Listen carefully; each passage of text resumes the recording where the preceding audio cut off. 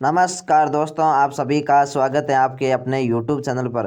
आज हम आपके सामने हाजिर हुए एक नए वीडियो के साथ। आज का वीडियो बहुत इंपॉर्टेंट है। आज हम बात करेंगे राजस्थान अर्धवार्षिक परीक्षा 2023। जी हाँ, आपकी अर्धवार्षिक परीक्षाएं जो कि 11 दिसंबर शुरू हो चुकी हैं, उसके लिए आज हम कक्षा 10वीं की संस्कृत के पेपर के साथ हाजिर हुए हैं। हमने कक्षा 9वीं से लेकर 12वीं तक के लगभग सभी विषयों के प्रश्न पत्र अपलोड कर रखे हैं। यदि वो वीडियो अभी तक आपने नहीं देखे हैं तो चैनल पर जाकर देख लीजिए और अपने दोस्तों तक शेयर जरूर कीजिए। यदि आपको और कोई भी प्रश्न पत्र चाहिए तो उसका कमेंट बॉक्स में आप कर सकते हैं, हम उसको भी लाने का प्रयास करेंगे। जी हाँ, अब आइए हम आज का वीडियो स्टार्ट करते हैं। आप देख सकते हैं अर्धवार्षिक परीक्षा कक्षा 10वीं विषय संस्कृत हैं और पूर्णांक 70 नंबर का है। समय है आपको 3.25 घंटे का। जी हाँ, आपको 3 घंटे 15 मिनट का टाइम मिलने वाला है। परीक्षार्थियों के लिए सामान्य निर्देश आप पढ़ सकते हैं, जिसमें है कि परीक्षार्थी सर्वप्रथम अपने प्रश्न पत्र पर नामांकन अनिवार्य लिखें। जी हाँ, आपको रोल नंबर सबसे पहले लिखना है। फिर है दूसरा है कि सभी प्रश्न करने अनिवार्य हैं। इसी तरह तीसरा है कि आपको प्रत्येक प्रश्न का उत्तर उत्तर पुस्तिका में देना है और उत्तर आपको क्रमानुसार लिखना है, यानी कि क्रम से आपको सभी प्रश्नों के उत्तर लिखने हैं। इसके बाद सबसे पहले खंड आता है, जिसमें आपको अधोलिखित पठित गद्यांश से सप्रसंग हिंदी भाषा या अनुवाद लिखित, यानी आपको हिंदी भाषा में गद्यांश का अनुवाद करना है। 2 गद्यांश दिए गए, दोनों में से आपको किसी एक गद्यांश का हिंदी भाषा में अनुवाद करना है। तो इसको आप आराम से कर सकते हैं और ये सवाल आपके 3 नंबर का है। इसके बाद दूसरा सवाल है कि आपको पंद्यास का सप्रसंग हिंदी भाषा में अनुवाद करना है। इसमें भी आपको 2 पंद्यास दिए गए हैं और 3 नंबर का सवाल है। दोनों में से आपको कोई एक पंद्यास का हिंदी भाषा में अनुवाद करना है। इसके बाद तीसरा है कि आपको एक नाट्यांश दिया गया है, जिसका आपको सप्रसंग हिंदी भाषा में अनुवाद करना है। तो इसको अभी आप कर सकते हैं। दो दो दिए गए, दोनों में से आपको कोई एक करना होगा और ये भी सवाल आपके 3 नंबर का है। तो इस नाट्यांश को आप आराम से देख सकते हैं। इसके बाद चौथा सवाल है कि आपको पद्यास की संस्कृत व्याख्या करनी है। जी हाँ, आपको एक पद्यास दिया गया है संस्कृत में, उसकी आपको संस्कृत में ही व्याख्या करनी है। 2 नंबर का सवाल है।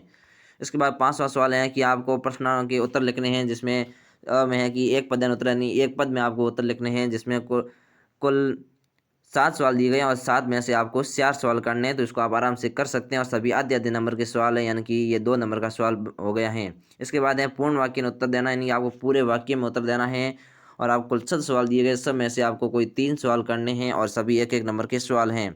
इसके बाद छठा सवाल है कि आपको श्लोक को पूरा करना है, यानी रिक्त स्थान की पूर्ति करनी है। इसको आप आराम से कर सकते हैं। 4 ऊपर शब्द दिए गए और नीचे श्लोक दिया गया है, तो उसको आप आराम से पूर्ति कर सकते हैं। यह भी 2 नंबर का सवाल है। इसके बाद 7वें और 8वें 9वें में आपको प्रश्न निर्माण करना है, यानी कि जो रेखांकित पद हैं उसकी जगह आपको प्रश्न निर्माण करना है। तो इसको भी आप आराम से कर सकते हैं और सभी 1-1 नंबर के सवाल हैं। 10वां सवाल है आपको हिंदी भाषा में लिखना है, जिसमें विचित्र साक्षी अथवा बुद्धि बलवती सदा, इसका आपको ये कथाएं आपके पाठ्य पुस्तक में से दिया गया है, इसकी आपको हिंदी भाषा में अनुवाद लिखना है। तो इसको आप आराम से लिख सकते हैं। इसके साथ ही आप 11 सवाल भी देख लीजिए, जिसमें आपको बहुविकल्पात्मक सवाल मिल रहे हैं, यानी कि 4 विकल्प में से आपको कोई एक विकल्प सही करना होगा। इसको आप आराम से कर सकते हैं। और 12वां सवाल है कि आपको ऐसे 2 श्लोक लिखने हैं जो आपकी पाठ्य पुस्तक से हो लेकिन इस प्रश्न पत्र में नहीं आए हुए हो।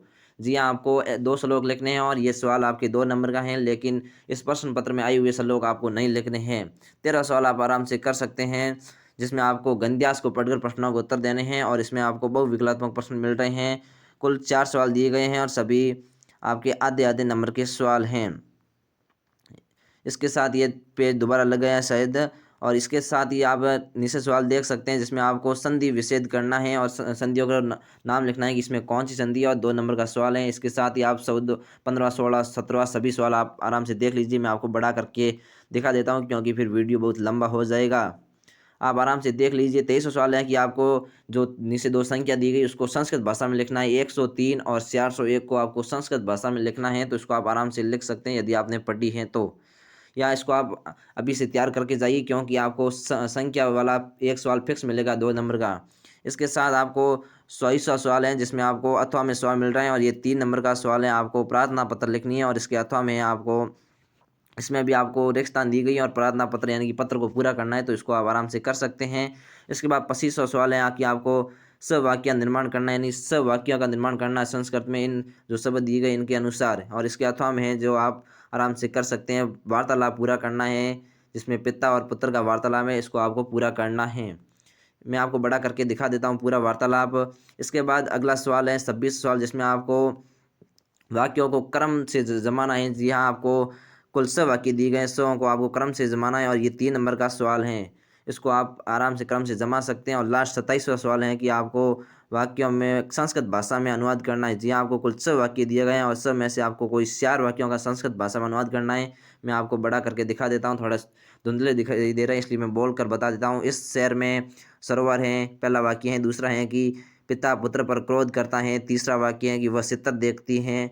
चौथा है विद्यालय के चारों ओर पेड़ हैं। पांचवा वाक्य है वह पैर से लंगड़ा है। और छठा वाक्य है सदा सत्य बोलो। जी हाँ, ये सब वाक्य, इन सब में से आपको कोई 4 वाक्यों का संस्कृत में अनुवाद करना है, तो इसको आप आराम से कर सकते हैं। यदि आपको वीडियो पसंद आए तो वीडियो को लाइक कीजिए और अपने दोस्तों